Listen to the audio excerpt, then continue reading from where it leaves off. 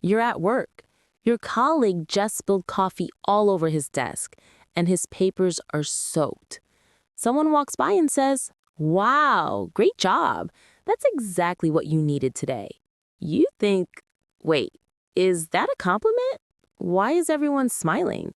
And suddenly you realize you just missed the sarcasm. Ah, I've been there. When I was learning Portuguese in Brazil, my friend's car broke down in the rain. Another friend said something that I thought meant, "What good luck." So I agreed enthusiastically. Everyone stared at me like I was crazy. Turns out he was being sarcastic. It was obviously terrible luck. I felt so embarrassed. That's the thing with sarcasm. It's when someone says the opposite of what they mean, usually to be funny or make a point. And if you don't catch it, you can feel completely lost. Today, we're teaching you the 9 clues method. 9 specific signals that tell you someone is being sarcastic. Plus, the 3R response system, which gives you polite ways to respond even when you're not 100% sure. I'm Olivia. And I'm Paul. Welcome to English Together. So, Paul, let's be honest. Why is sarcasm so common in English? I feel like native English speakers use it constantly. You're absolutely right. Especially in countries like the UK, the US, and Australia. Sarcasm is a huge part of humor and everyday conversation. People use it to be funny, to bond with friends, to complain in a lighter way, or sometimes to criticize without being direct. And that's exactly why it's so confusing for learners. In many cultures, saying the opposite of what you mean is really rude or just doesn't happen much. So when you're learning English, you take people literally because that's what makes sense. Exactly. And here's what we want you to know right from the start. If you've ever missed sarcasm, you're not alone. Even native speakers sometimes misread it. It's not a sign that your English is bad. It's a sign that sarcasm is genuinely tricky. So today, we're giving you a complete system. First, the 9 clues method. These are 9 signals organized into 3 categories: vocal clues, situational clues, and physical clues. When you spot these clues, there's a good chance someone is being sarcastic. Then we'll teach you the 3R response method, how to recognize sarcasm, react appropriately, and respond politely, even if you're not totally sure. By the end of this lesson, you'll feel so much more confident in casual English conversations. All right, let's start with the 9 clues method. Paul, what's the first category? Category 1 is vocal clues. These are all about how someone's voice sounds. The first vocal clue is an exaggerated or overly dramatic tone. Let me give you an example. Imagine it's raining heavily outside, and someone says, "Oh, wonderful! I love getting soaked on my way to work." Right, the word wonderful and love are said with too much enthusiasm. It's over the top, which signals, I don't really mean this. Exactly. Native speakers exaggerate their tone to make it obvious they mean the opposite. The second vocal clue is slow, deliberate speech, almost like they're explaining something to a child. For example, if someone makes an obvious mistake, their friend might say, "Oh, that's brilliant." The slowness adds emphasis and makes it clear they're not being sincere. Right. And the third vocal clue is actually the opposite, a flat, monotone, or deadpan delivery.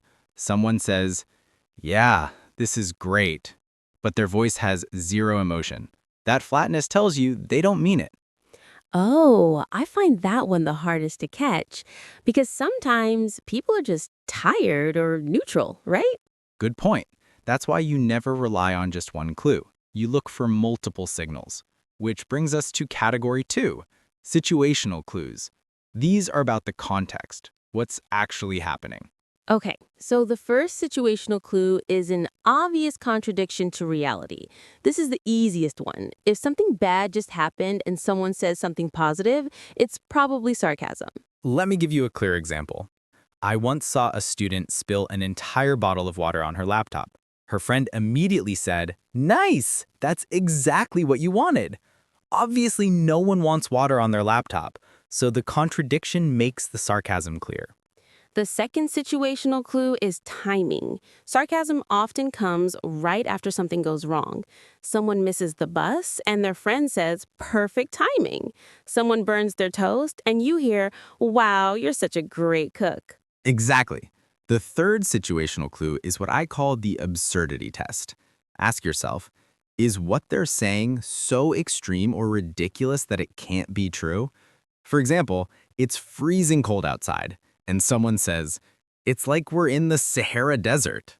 Right, because you're clearly not in a hot desert. The absurdity is the clue. Now, let me share a story. When I first moved to England, I was at a meeting, and it was running really late, like 2 hours over. My colleague said, I'm so glad we're spending the whole afternoon on this. I had nothing else to do today. And I thought he was being genuine. I said, oh, that's good. Everyone laughed. He was being sarcastic. He obviously had other work to do. Oh no, but that's such an easy mistake to make. It is, and that's why I'm teaching you these clues, so you don't make the same mistake I did. All right, category 3, physical clues. These are body language and facial expressions. The first physical clue is eye rolling.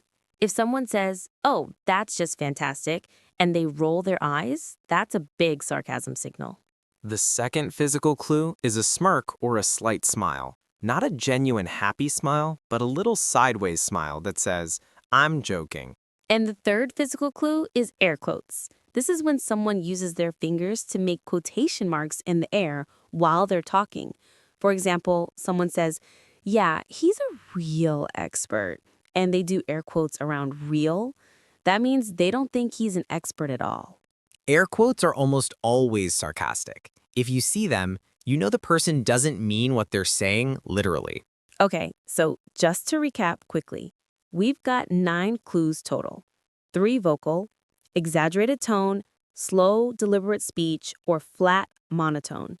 3 situational, contradiction to reality, timing after something goes wrong, and the absurdity test. 3 physical, eye rolling, smirking, and air quotes. Exactly. Now here's the thing, and this is so important. You usually won't see just one clue. You'll see 2, 3, maybe 4 clues happening at the same time. That's how you know for sure it's sarcasm. Okay, pause for 1 second. We've just given you 9 clues, but here's the thing. You need to actually practice recognizing them or you won't catch them in real conversations. So right now, I want you to try something with me. Say this sentence out loud in 2 different ways. First, say it like you really mean it, genuinely. That's exactly what I wanted to hear. Go ahead, say it genuinely with a sincere tone. We'll wait. Okay, now say the same sentence, but this time make it sarcastic. Use an exaggerated tone or a flat, deadpan voice. That's exactly what I wanted to hear. Say it out loud, right now. Make it sarcastic. Did you do it? If you practice both versions out loud, you're already building the skill to recognize the difference. That's how you get confident with sarcasm. All right, so we've covered how to recognize sarcasm. But Paul, what do you actually do when someone is sarcastic? How do you respond? Great question. This is where the 3R response method comes in. R1, recognize, use the 9 clues we just taught you. R2, react right. And R3, respond politely. Let's break it down. So R1 is recognize. You've already done this using the clues. You've identified that the person is probably being sarcastic. R2 is react right. This means your facial expression and body language. If someone's being sarcastic in a friendly, humorous way, it's totally fine to smile or give a small laugh. It shows you understood the joke. But if you're not sure or if the sarcasm feels a little bit mean, just stay neutral. Don't fake a big laugh. A small smile or just a calm, friendly expression is perfectly fine. And then R3, respond. Now you have options here, and I'm going to give you 5 polite ways to respond to sarcasm. Option 1, play along with humor. If your friend says, oh, great, it's raining again. I just love walking in the rain. You could say, yeah, it's the best, in the same sarcastic tone. This works well with friends when the mood is light. Option 2, acknowledge with a light laugh. Just say, haha, yeah, or I know, right? This shows you understood without having to be sarcastic yourself. Option 3, give a neutral, polite response. Something like, yeah, that's frustrating, or I can imagine. This works when you're not sure if they're being sarcastic or just venting. Option 4, politely deflect if the sarcasm makes you uncomfortable. You can just change the subject or say something kind. For example, if someone makes a sarcastic comment about your work, you could just say, I'm doing my best, and move on. And option 5, if you're really not sure, it's totally okay to ask directly. You can say, wait, are you joking? Or I can't tell if you're serious or not. That last one is so important. There's absolutely no shame in asking for clarification. Confident English speakers ask questions. It's not a sign of weakness. I want to share a story about this. A few years ago, I was working with a British colleague, and he said something about my presentation being fascinating. But his tone was flat, and he had this little smirk. I couldn't tell if he liked it or if he was making fun of it. Oh no, what did you do? I just asked. I said, wait, do you actually mean that, or are you being sarcastic? And he laughed and said, no, I'm genuinely impressed. Turns out he just has a naturally sarcastic sounding voice, so asking saved me from totally misreading the situation. That's such a good example. When in doubt, ask. Now, let me give you a cultural insight here. In English-speaking countries, especially the UK and Australia, sarcasm is often used between friends as a sign of closeness. It's a way of joking around and showing affection. Right, but, and this is important, sarcasm with strangers or informal situations can come across as rude. So if you're in a job interview or meeting someone for the first time, be really careful about using sarcasm yourself. Exactly. My advice is this. Focus on recognizing sarcasm first. Don't worry about using it yourself until you're really comfortable with English and you understand the relationship and context. Because if you use sarcasm at the wrong time or with the wrong tone, people might think you're being genuinely rude. Right. It's a high-level skill, but recognizing that, that's something you can start practicing immediately. And here's something we've noticed with our community of over 60,000 English learners. The students who feel most confident in casual conversations are the ones who can recognize humor and sarcasm. It's not just about grammar or vocabulary, it's about understanding the social side of English. That's so true. And once you start noticing the 9 clues we taught you today, you'll be amazed at how often you spot sarcasm in movies, TV shows, podcasts, and real conversations. All right, let's do a full recap of everything we've covered. Ready? Let's start with the 9 clues method. These are the signals that someone is being sarcastic. Category 1, vocal clues. Clue 1, exaggerated, overly dramatic tone.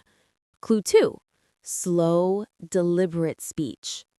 Clue 3, flat, monotone, deadpan delivery. Category 2, situational clues. Clue 4, obvious contradiction to reality. Clue 5, timing, right after something goes wrong. Clue 6, the absurdity test. What they're saying is extreme or ridiculous. Category 3, physical clues. Clue 7, eye rolling. Clue 8, smirking or slight smile. Clue 9, air quotes with their fingers. Remember, you'll usually see multiple clues at once. That's how you know for sure. Now the 3R response method, how to respond politely. R1, recognize the sarcasm using the 9 clues. R2, react right. Smile or laugh if it's friendly, or stay neutral if you're unsure. R3, respond. You've got 5 options. Play along with humor, acknowledge with a light laugh, Give a neutral, polite response, politely deflect if uncomfortable, or ask for clarification if you're not sure. And your homework this week, watch one episode of an English sitcom or a comedy show, something like The Office, Friends, or Brooklyn Nine-Nine. Every time you hear sarcasm, pause and identify which clues you noticed. That's such good practice. You'll start recognizing the patterns and it'll become automatic. All right, we covered so much today, and we're really proud of you for sticking with us through this tricky topic. If this lesson helped you understand sarcasm better, please give it a like right now. It helps other English learners find this lesson and feel less confused when someone's being sarcastic. And if you haven't already, subscribe to English Together. We post a new practical English lesson every single week. Now, here's our question for you. Have you ever had a funny or awkward moment because you missed sarcasm or took it literally? Maybe you agreed with someone who was complaining sarcastically, or maybe you thanked someone for a compliment that was actually sarcasm. Tell us your story in the comments. I shared my British colleague confusion, and Paul told you about his Brazil disaster. Now it's your turn. We read every comment and will reply to as many as we can. Plus, your story will help other learners feel less alone. And remember, missing sarcasm doesn't mean your English is bad. Sarcasm is genuinely difficult because it's cultural, it's subtle, and it requires you to read between the lines. But now you have the 9 clues method and the 3R response system. You've got the tools. Now it's just about practice and patience. Thanks for learning with us today. See you in the next lesson. Bye. Bye.